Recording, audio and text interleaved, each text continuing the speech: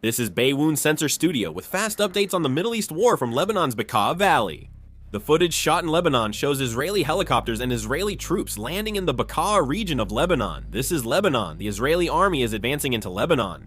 The Lebanese state news agency and local sources report that Israeli forces conducted an airborne operation near the Syria-Lebanon border, with special forces entering Nabichin village and fighting Hezbollah in this Lebanese region. There was an intense gunfight that lasted for more than 5 minutes. Currently, Iran is continuing its attacks on Israel with the aim of depleting its missile interception capabilities, according to Al Jazeera. This is Tehran. Coalition forces struck Iran's key military sites in multiple provinces, including missile bases, command centers, and naval facilities. This is Isfahan, Iran. The Iranian military succeeded in shooting down 2 Israeli drones over Isfahan. This is Loristan province, Iran. The Iranian military is retrieving an Israeli drone that was shot down in Loristan province.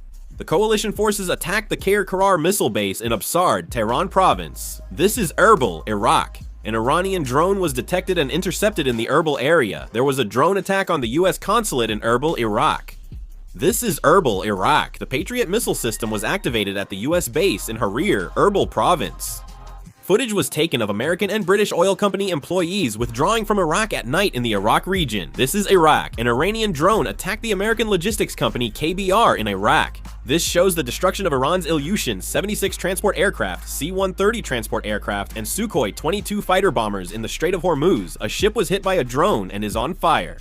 At the request of the UAE, it was decided to send Cheonggung guided missiles to the UAE as quickly as possible. It was initially reported that they would be sent within this week at the earliest, but now it is expected that the missiles will be delivered to the UAE even sooner, around March 8th or March 9th. The plan is to transport the missiles using a UAE C-17 transport aircraft. President Trump stated that he rated the recent military operation between 12 and 15 points out of 10.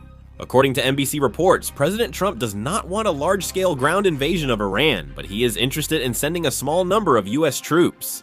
The Gerald Ford aircraft carrier is transiting the Suez Canal and operating in the Red Sea. The US State Department announced late Friday it approved the sale of 12,000 1,000-pound bombs to Israel. Secretary of State Marco Rubio deemed the weapons urgently needed and bypassed the usual congressional review. The Iranian presidential office notified Russia ahead of a potential US and Israeli attack.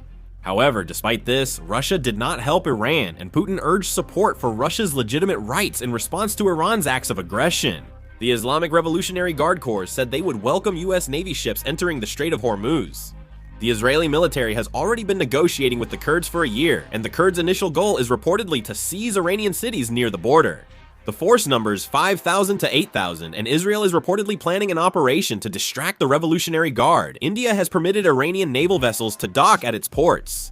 Saudi officials have recently used unofficial diplomatic channels with Iran more urgently to ease tensions and prevent escalation, the report says. Russian Deputy Prime Minister Alexander Novak met with energy companies Friday to discuss moving Russia's liquefied natural gas supplies from Europe to Asia, according to Interfax and Izvestia. US and Israeli airstrikes, along with Iranian retaliation, are spreading in the Gulf, raising concerns about oil supply disruptions and pushing crude oil prices higher. These attacks are severely disrupting global energy and transportation. Brent crude oil, the international oil price benchmark, surged to $92.69 per barrel, rising 8.5% in a single day and nearly 30% in a week. If there are further updates, I will produce and upload another video. This concludes the video. Thank you.